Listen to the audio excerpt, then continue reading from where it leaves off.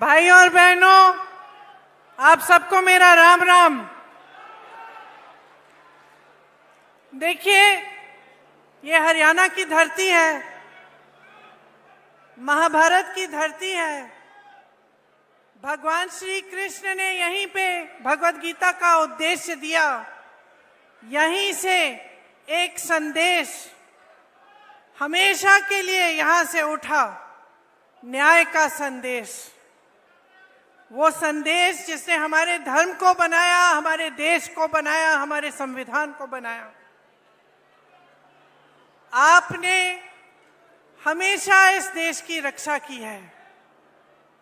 यहाँ के किसानों ने, यहाँ के जवानों ने, यहाँ के खिलाड़ियों ने पूरे देश का सम्मान रखा, देश के हित का सम्मान किया, उसकी सुरक्षा की।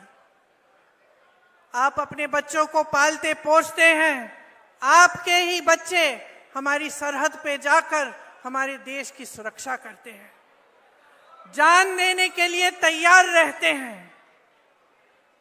हर पल हरियाणा के प्रदेश के बच्चों ने, आपके बच्चों ने, यहाँ की बहनों ने, यहाँ के बुजुर्गों ने पूरे देश का सम्मान सुरक्षित रखा है।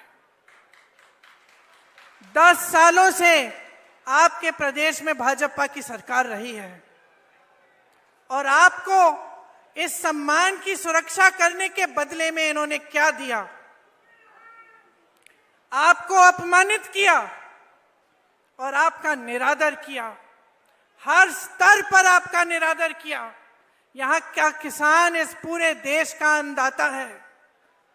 आपने आंदोलन किया, 3 काले कानून लाए, आपने आंदोलन किया, आप खड़े रहे, डटे रहे। आपको क्या मिला? आंसू गैस मिली, लाठियां मिली, सुनवाई नहीं मिली। आपको कहा गया था कि एमएसपी मिलेगी। आज भी जो एमएसपी है 24 आपके जो उपज है उन पे दे रहे हैं, इनमें से तो 10 आप उगाते ही नहीं है। यहाँ आपके साथ विश्वासघात हुआ हर स्तर पर। नौजवानों के साथ देखिए, यहाँ पे इतनी बेरोजगारी है कि मुझे बताने की जरूरत नहीं है। आप हाथ उठा के बताइए कितनों को रोजगार मिला है इस सरकार से। एक हाथ नहीं उठेगा, सब मना कर रहे हैं। यहाँ के नौजवान कर्मठ हैं। हम दिल्ली के बड़े शहर में देखते हैं, दिल्ली में, मुंबई में, अलग अलग शहरों में यहाँ से पलायन करके जाते हैं। रोजगार वहां मिलता है तो हम खुद देखते हैं। जब भी मैं मिलती हूँ कोई हरियाणा का युवा है, मुझे मालूम होता है ये कर्मठ बच्चा है, मेहनती बच्चा है, इसका आत्मसम्मान है। लेकिन हरियाणा के अपने प्रदेश में जो 10 सालों से सरकार चल रही है, उसने इसका भी सम्मान नहीं किया। नौजवानों के लिए क्या मिला? बेरोजगारी मिली, अग्निवीर जैसी स्कीमें मिली, जिससे आपको बताया गया कि आप सरहद पे भी जाएंगे, शहीद होने को तैयार होंगे, तब भी आपको कुछ नहीं मिलेगा। 4 साल बाद वापस आइए और फिर से बेरोजगारी का आप संघर्ष करिए। पहलवानों को देखिए, हमारे खिलाड़ी हैं, इनके साथ क्या किया गया? हमारा सम्मान रखते हैं, पूरा देश देखता है, ओलंपिक्स में जाते हैं, हिम्मत करते हैं, इतनी मेहनत करते हैं। मैं जानती हूं कि गांव गांव का बच्चा हरियाणा में मेहनत करके आगे बढ़ता है स्पोर्ट्स में। और उनके साथ क्या किया गया? उनको सड़क पे बिठाया गया, आंदोलन करते रहे। प्रधानमंत्री जी के पास 5 मिनट का समय नहीं था कि वो मिलने भी चले जाएं, कि पूछ लें कि क्या बात है, किस तरह से हम आपकी मदद कर सकते हैं। और फिर आप सब ने खुद ही देखा कि ओलंपिक्स में अभी हाल में क्या हुआ। आप लड़ने वाले लोग हो, अपना आत्मसम्मान है। आज किस चीज से लड़ रहे हो? महंगाई से लड़ रहे हो, महंगाई से लड़ रहे हो, संघर्ष कर रहे हो। सरकार कुछ नहीं कर रही है आपके लिए। जहां देखो स्कैम पे स्कैम, स्कैम पे स्कैम। नौजवान पढ़ते लिखते हैं किस लिए? पेपर लीक होता है, एक भी भर्ती नहीं होती है, तमाम जो सरकारी नौकरियां हैं सब खाली पड़ी रहती हैं। तो आपके सामने आपका भविष्य क्या है? आज आत्मसम्मान से जीना है, न्याय चाहिए, तो इस सरकार को फेंक निकालो, हटा दो इस सरकार को। कुछ नहीं मिला है आपको इस सरकार से, सिर्फ बड़ी बड़ी बातें। और मुझे ताज्जुब होता है कि बड़े से बड़े प्रधानमंत्री भी यहां आते हैं, वही पुरानी बातें कह रहे हैं जो 10 साल पहले कही। आज वादे कर रहे हैं कि वो ये करेंगे, वो करेंगे, एमएसपी करेंगे, रोजगार दिलवाएंगे। अरे 10 सालों में क्यों नहीं किया? 10 सालों में किसानों की सुनवाई क्यों नहीं हुई? नौजवानों की सुनवाई क्यों नहीं हुई?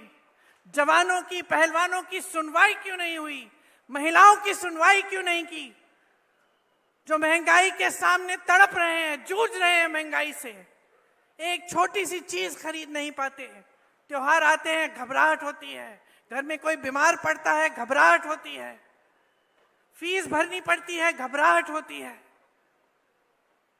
और ये लोग वही घिसी पिटी बातें जो 10 सालों पहले इन्होंने आपसे की थी, वही बार बार दोहराते रहते हैं।